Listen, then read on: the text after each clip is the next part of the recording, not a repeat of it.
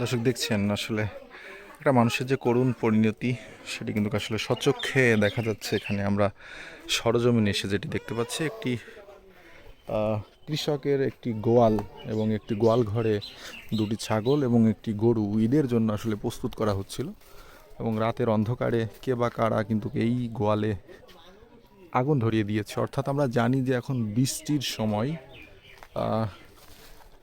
গ্রাম অঞ্চলে কিন্তু আসলে প্রত্যেকটা জিনিসই ভেজা এবং সেইখানে কিন্তু আগুন লাগাটা একটু বিতর্কিত ঘটনা। কিন্তু গৃহস্থ যেটি বলছেন এই বাড়ির যে আসলে পেট্রোল দিয়েছে এবং আগুনের উত্তাপ ছিল প্রখর এবং সেই উত্তাপেই কিন্তু আসলে তখন যখন ঠিক পান আর কি এই বাড়ির মালিক অর্থাৎ গৃহস্থ, তখন আসলে আগুন নেভাতে আসলে কিন্তু বাড়ির যিনি গিন্নি রয়েছেন অর্থাৎ তিনি কিন্তু আগুনেও দগ্ধ হয়েছেন। আমরা কিন্তু সেটি দেখেছি দর্শক।